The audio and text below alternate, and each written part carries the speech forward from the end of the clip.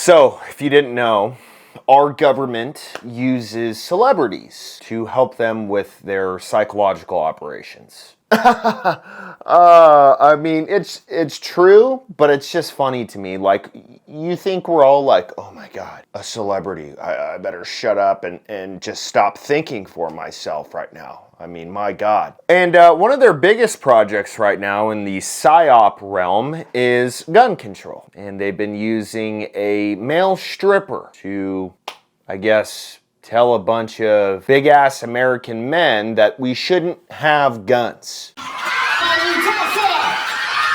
No.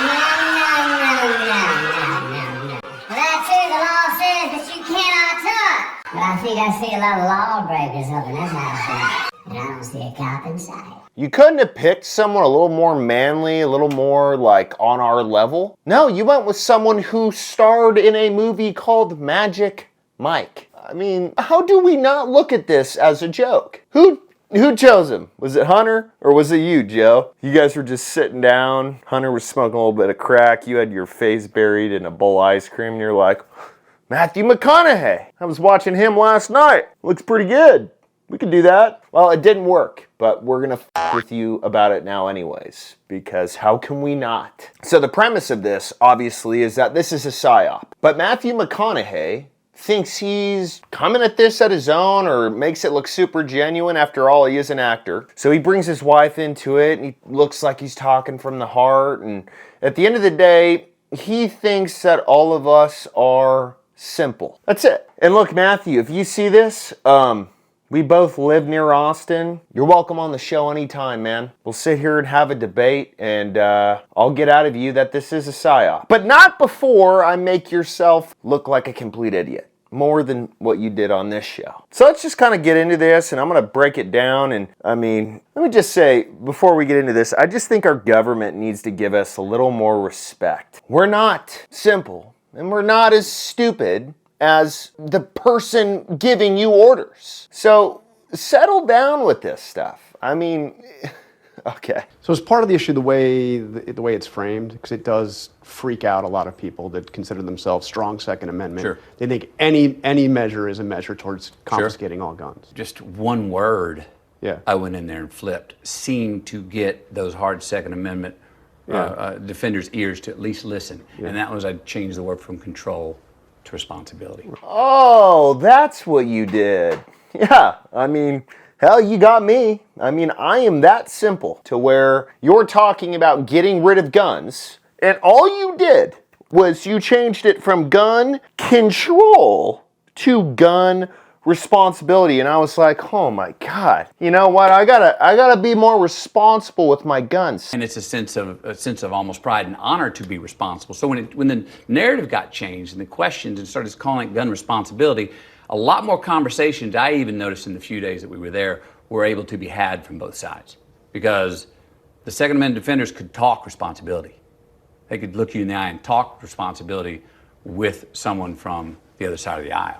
Look, dude, you're kind of a dumbass. If you really think that many people are like, oh my God, I didn't think about it like that. If you're a gun owner, you should already be responsible. That has nothing to do with this. Buying a gun and owning it means that it comes along with responsibility. You're not forgetting it places like you forget your phone sometimes. They don't make air tags for guns. You're not leaving it on your front seat wide open like it's a cap when you go into a football game at a stadium. There is a lot of responsibility that comes with it.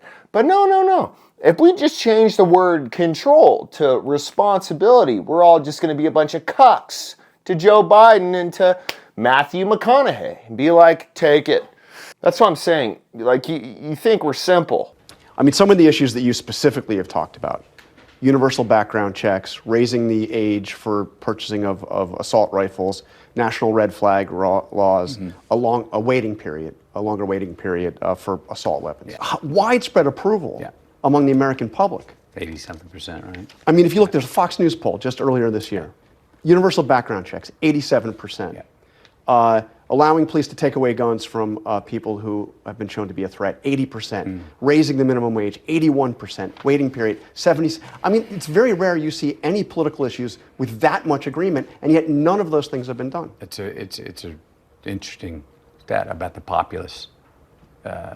Almost near unanimous. I mean, Almost near unanimous. Who's voting on these polls? Right, because for it to be unanimous, it would have to be everyone in the nation voting. I don't fucking vote on these things. Do you think I'm on my computer at night being like, oh, Fox News, they've got another poll. I mean, just, no, I don't like him. I like him. Gun control, no. I got better crap to do, and most Americans do. So how many Americans actually voted? See, that's the tad bit of information that y'all leave out that breaks this thing wide open. I mean, look at him. He gets so passionate. It's almost unanimous. Everyone wants it. If everyone wanted it, it would have passed. If 87% of this country was like, yeah, we need some gun control and whatever else, it would pass. So you guys leaving out that little bit of information when there's 330 million people in this country or around there, but only 25 million did this poll? 87%! Oh yeah, let's do it! No, that's stupid. whole lot of Americans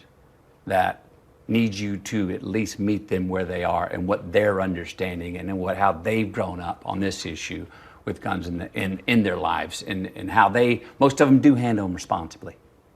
So don't cast them down as being archaic or cavemen and women, and how could you? Now, you know what? Thank you, Matthew. I appreciate you saying that. So let me just tell you where all of us are at with this gun control stuff right now. The Second Amendment is absolute, and I believe it to be so, which means you guys can f off. You wasted an interview. It is as much absolute as our First Amendment. I should be able to say whatever I want, and if I hurt your feelings, go to a therapist. I should be able to own guns, and if it hurts your feelings, go to a therapist. There should be none of this regulation stuff. Well, we're the government, or we're having an actor go out there, so we can just take their guns. No, that's where we're at. So if you want to meet us on the ground that we're at, come up to us and say, hey, look, I apologize for even talking about this. This is your right as an American. And then the conversation's done. Go back to stripping on movies.